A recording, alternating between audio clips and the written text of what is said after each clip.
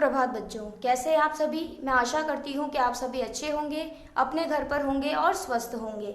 मैं कृपाली पीजीटी हिंदी विषय से स्प्रिंगडेल सीनियर सेकेंडरी स्कूल में आप सभी का स्वागत करती हूँ। आज हम पढ़ेंगे कक्षा 4 की पाठ संख्या 13, जिसका नाम है हकीम अजमल खां। हकीम अजमल खां एक महान आदमी माने जाते हैं और महान आदमी के कार्य आप सभी को पता होंगे कि व्यक्ति महान कब बनता है, अपने अच्छे कार्यों से, अपने अच्छे कर्मों से व्यक्ति महान बनता है। तो उनके द्वारा जो किए गए कार्य हैं वो अन्य लोगों से बहुत अलग होते हैं, सभी एक जैसा कार्य नहीं करते।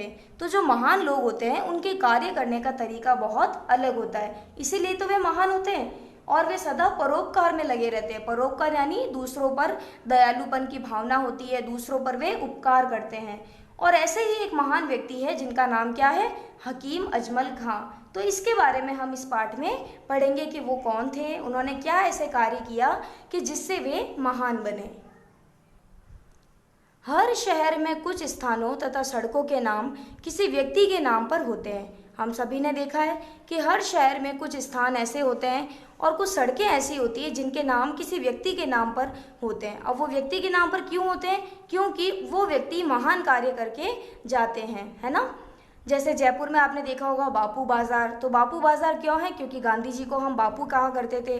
ठीक है, इस प्रकार से जवाहरलाल नेहरू मार्ग है, उसको भी कहा जाता है ना। इस प्रकार ये वे लोग होते हैं जो समाज की भलाई के लिए दिन रात जुटे रहते हैं। जुटे रहने का अर्थ है कि दिन रात उन कार्यों में लगे रहते हैं। किन कार्यों में, समाज की भलाई करने के कार्यों में। तुम दिल्ली में भी ऐसी जगहों तथा सड़कों के नाम खोज सकते हो। दिल्ली में तो बहुत सारी ऐसी जगह हैं जिनके नाम महान व्यक्तियों के ऊपर रखे गए हैं। हकीम अजमल खां भी एक ऐसे ही व्यक्ति थे। इनके नाम पर करोल बाग में एक बड़ा पार्क है। अब इसके बारे में बता रहे हैं कि दिल्ली में एक करोल बाग है, वहाँ पे वो करोल बाग में एक बड़ा सा पार्क है जिसका नाम क्या है, अजमल खां पार्क। उसको किसके नाम पर रखा गया है, ये हकीम अजमल खां के नाम पर रखा गया है। इसके पास ही एक बड़ी सड़क अजमल खां रोड के नाम से भी जानी जाती है। हकीम अजमल खां के पिता बहुत दयालु थे, यानी दूसरों पर उनके दया की भावना थी। वे ईश्वर और गरीबों से प्यार करते थे और हर समय भलाई का काम करते थे। कौन, हकीम अजमल खां के पिताजी। वे मेहनत से रोटी कमाना जानते थे। बालक अजमल खां ने भी अच्छी आदतें अपने घर से ही सीखी। अब दिखती बात है कि अजमल खां ने अपने पिता से ही सब कुछ सीखा है। जैसे उनके पिता दयालु स्वभाव के थे, वे मेहनत से रोटी कमाना जानते थे, तो हकीम अजमल खां ने भी अपने पिता से ही ये सब लिया था। इन्होंने शुरू की शिक्षा घर पर ही प्राप्त की। ये चाहते थे कि समाज में कोई स्त्री पुरुष अनपढ़ नहीं रहे, यानी समाज में कोई भी स्त्री पुरुष जो है बिना पढ़ा लिखा नहीं हो। इसलिए उन्होंने जामिया मिलिया इस्लामिया विद्यालय को बनाने में बढ़ चढ़कर योगदान दिया। दिल्ली में जो विद्यालय है जिसका नाम है जामिया मिलिया इस्लामिया, और इस जो विद्यालय है इसे किसने बनाया है, हकीम अजमल खां ने। ये अपनी कमाई का बहुत सा पैसा शिक्षा पर खर्च कर देते थे। अब अजमल खां जी को शिक्षा पर पैसा खर्च करने का बहुत ही शौक था। अगर वे दयालु की भावना दिखाते थे, अपना दयालुपन दिखाते थे, वो तो शिक्षा के माध्यम से खर्च करते थे। एक बार बूंदी के महाराज ने अपने इलाज के बदले इन्हें काफ़ी धन दिया। तो बूंदी के जो महाराज है उनका इलाज अजमल खां ने किया था, तो उन इलाज के बदले उन्होंने उन्हें काफ़ी धन भी दिया। हकीम जी ने यह धन तुरंत एक विद्यालय को दे दिया। इन्होंने स्त्री शिक्षा के लिए चांदनी चौक, बल्ली मारान में एक विद्यालय भी खोला। ये सब दिल्ली की जगहों के नाम यहाँ पर बताए जा रहे हैं। हकीम जी चाहते थे कि सभी लोग स्वस्थ रहे और अंग्रेजी इलाज के बदले हिंदुस्तानी दवाइयाँ लें। अब हकीम जी क्या चाहते थे कि मैं अपने भारत में ही अच्छे अच्छे हॉस्पिटल बनवाना चाहता हूँ जिससे कि लोग स्वस्थ रहे और अंग्रेजों का इलाज लेने के बदले वे हिंदुस्तानी दवाइयों का उपयोग करें। अपने इस उद्देश्य की पूर्ति के लिए उन्होंने तिब्बिया कॉलेज की नींव डाली, यानी उन्होंने तिब्बिया कॉलेज की स्थापना की।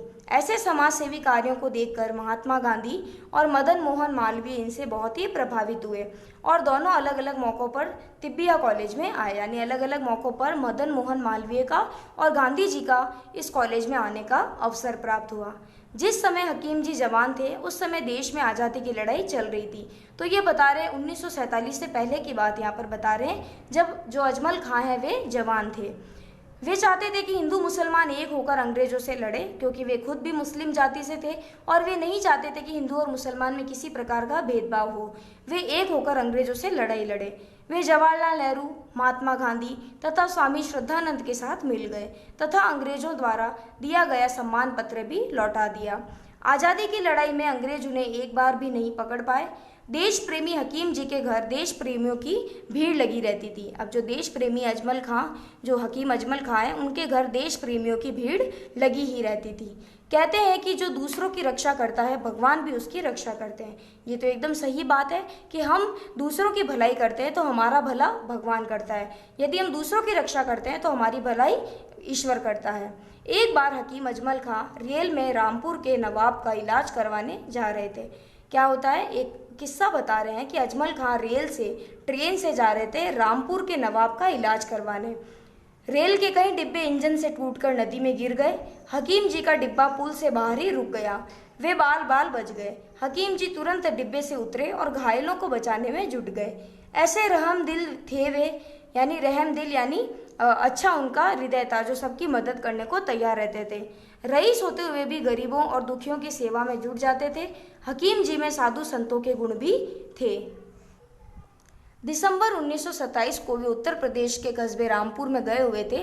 64 वर्ष की आयु में उनका वहीं पर देहांत हो जाता है। अब हकीम अजमल खां हमारे बीच नहीं है, किंतु उनके अच्छे कामों को हम अब भी याद करते हैं। अजमल खां पार्क, अजमल खां रोड, तिब्बिया कॉलेज और जामिया मिलिया इस्लामिया हमारे दिल में उनकी याद सदा बनाए रखेंगे। इस पाठ के कठिन शब्दार्थ आपको आपके पाठ्य पुस्तक में लिखने हैं।